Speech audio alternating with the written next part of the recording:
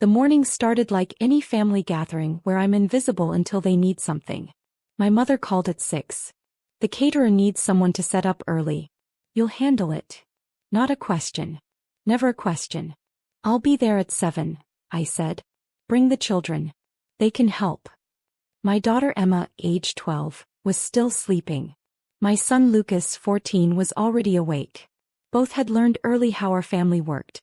My parents treated me like hired help. My siblings treated me like I didn't exist. The wedding was for my younger sister Victoria. She'd found herself a corporate lawyer with family money. The venue was Riverside Manor, an elegant estate overlooking the water. We arrived at 7. The parking attendant directed us to the service entrance. Family uses the front, I said. He checked his tablet. Your name isn't on the family list. Service entrance for vendors. Emma squeezed my hand. Lucas's jaw tightened. We walked around to the back. Inside, my mother was already ordering people around. She saw us and pointed at the boxes stacked near the kitchen. Those centerpieces need to go to the tables. The florist quit this morning. You'll have to arrange them yourself. Good morning to you too, Mom, I said quietly. She ignored that. And keep the children out of sight. Victoria doesn't want them in the photos. They're not dressed appropriately anyway. Emma wore a simple blue dress I'd made myself. Lucas had a clean button-down and slacks. They looked fine. They looked like children at a wedding. They look nice, I said. They look poor, my mother corrected. Keep them busy in the back. For 2 hours we arranged flowers. Emma had a good eye for color. Lucas helped me carry the heavy vases. Nobody thanked us. Nobody acknowledged us. My father appeared around 9. The chairs on the terrace are wrong. Fix them. The event coordinator should handle that, I said. The coordinator is dealing with real problems. You can move chairs. So we moved chairs. 48 white folding chairs, repositioned 3 times because my father couldn't decide on the spacing. My brother David showed up around 10 with his wife and their 2 sons. They were led to the bridal suite. Champagne was already waiting. I could hear them laughing. We were still moving chairs. Victoria emerged at 11 for photos. She looked beautiful. I had to admit that. The dress was gorgeous, the makeup perfect. She saw me and her expression soured. Why are you in the venue? You're supposed to stay in the service areas. Mom asked me to help set up, I said. Well, you're done now. Go wait outside until the ceremony. It's 95 degrees outside, Lucas said. Victoria looked at him like he'd spit on her dress. Then find some shade. I don't want you hovering around while I'm taking photos. Emma's hand found mine again. Her palm was sweaty. Not from heat, from humiliation. We sat on a bench behind the kitchen for an hour. Staff walked past us, some offering sympathetic looks. They could tell we weren't vendors. They could tell what was happening. At noon, guests started arriving. We were allowed back inside to sit in the last row. Not with family. Behind family. Behind friends. Behind people my parents had met once. The ceremony was short.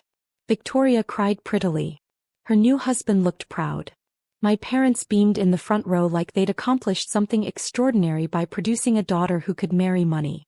The reception was in the main ballroom. We were seated at a table near the kitchen doors. Just the 3 of us. No place cards. No assigned seats. Just the understanding that this was where we belonged. Emma watched the other children running around the dance floor. Lucas scrolled on his phone. I watched my family celebrate without us. Dinner was served. Our table was served last. The chicken was cold. The server apologized quietly. It's fine, I told him. My mother approached our table after the main course, champagne in hand. Victoria wants a photo with all the nieces and nephews. Not your children. The other ones. Why not Emma and Lucas? I asked. Because this is Victoria's day and she wants it to be perfect. Your children don't fit the aesthetic she's going for. Emma's face was stone. 12 years old and already an expert at hiding pain. They're family, I said. They're your responsibility, my mother corrected. Victoria's been very clear about what she wants. She walked away. Just like that, dismissed us and walked away. Lucas put his phone down. Can we leave? After cake, I said. We'll stay for cake and then go. But we didn't make it to cake. The stairs were the problem. The venue had 2 staircases, A grand main staircase in the entrance hall and a service staircase near the kitchen. Emma needed to use the restroom. The nearest one was upstairs. She headed for the main stairs. My mother intercepted her. "Not those stairs," she said sharply. Emma stopped. "I just need the bathroom. Use the service stairs. The main stairs are for guests." "She is a guest," I said, standing up. My mother's face hardened. "She's your daughter. She uses the back stairs." Emma turned toward the service stairs without arguing. She'd learned. God help me, she'd learned to just accept it. But my mother wasn't done. As Emma started to walk away, my mother grabbed her shoulder and shoved her toward the service entrance. Hard. Emma stumbled, catching herself on the wall. She blinked twice. Didn't cry. Didn't whimper. Just steadied herself and kept walking. Lucas stood up so fast his chair fell over. "Funny," he said loud enough for nearby tables to hear. "Because this maid's daughter owns the venue." The conversations around us stopped. My mother's face went white. Chilly white. "What did you say?" she whispered. I said Emma owns Riverside Manor. Has for 3 years. Inherited it from her grandmother. Her other grandmother. The one who actually loved us. My father appeared, sensing drama. "What's going on here?" "Your grandson is telling lies," my mother said. "I'm telling the truth," Lucas said calmly. "Call the manager if you don't believe me." Victoria approached, her wedding coordinator trailing behind her. "What's happening? Why are people staring?" "Nothing's happening," my mother said quickly. "Just a misunderstanding." "No misunderstanding," Lucas said. He pulled out his phone, tapped a few times and turned it toward my parents. "Here's the property deed. Emma Catherine Morrison, sole owner. That's my sister." I'd been quiet this whole time. Watching. The way I always watched. "It's true," I said softly. "Emma's grandmother left her the estate. We've been managing it through a property trust. Emma wanted to let Victoria use it for the wedding. I tried to tell you months ago, but you hung up before I could finish." My mother grabbed the phone from Lucas. He stared at the screen. The deed was real. The signature was notarized. The ownership was clear. "This is impossible," she said. "It's public record," I said. "You could have looked it up any time." Victoria's face had gone from white to red. "You're saying I'm having my wedding at a venue my niece owns?" "Yes," I said. "And you didn't think to mention this?" "I tried. Multiple times. You told me you didn't want my input on your special day." The wedding coordinator cleared her throat. "Mrs. Morrison, I need to speak with you. There are some contract issues we should discuss." She was looking at Emma. 12-year-old Emma, who owned the property she was standing on. My father found his voice. "This is ridiculous. A child can't own property." "A child can inherit property," Lucas corrected. "And a trust can manage it until she's 18. I've been reading the documentation. It's all legal." The venue manager appeared, drawn by the commotion. She was a woman in her 40s, professional and calm. "Is there a problem?" she asked. "Are you aware that this child claims to own this property?" my mother demanded, pointing at Emma. The manager smiled. "I'm very aware. Miss Emma and her mother have been wonderful to work with. We have quarterly meetings to review operations." "Quarterly meetings," my father repeated faintly. "Yes. The estate generates significant income. Miss Emma's trust has been very well managed." She looked at Victoria. "I understood this was a family event. Has there been some confusion?" Victoria looked like she might faint. Her new husband put a hand on her back. "Nobody told me," Victoria said. "Nobody said anything." "I tried to tell you," I said again. "You told me to stop bothering you with irrelevant details." The manager's expression shifted slightly. She'd heard enough. "Well, this is certainly an interesting situation. The contract for today's event was signed by the property owner's representative. That would be Mrs. Morrison." She nodded at me. "Everything is in order legally." "I want to speak to the actual owner," my mother demanded. "I'm 12, Emma said quietly. It was the first time she'd spoken since being shoved. "But I own this. My grandmother left it to me because she said I'd appreciate beauty. She said some people only see value. Some people see beauty. I see both." Her voice was steady, clear. She wasn't crying. She wasn't angry. She was just stating facts. "This is unacceptable," my mother said. We're family. You should have given us the venue for free. You're having it for free, I said. I waived all the fees. The contract shows a family discount of 100%. You're not paying anything. The wedding coordinator pulled out her tablet, tapped through screens and nodded in confirmation. Victoria sat down hard in the nearest chair. I've been bragging for months about booking this exclusive venue. It is exclusive, the manager said. We only host 12 events per year. This month's event is yours. Courtesy of the owner. The owner you shoved down the stairs, Lucas added. He wasn't being cruel. Just factual. My father seemed to age 10 years in 10 seconds. We didn't know. You didn't ask, I said.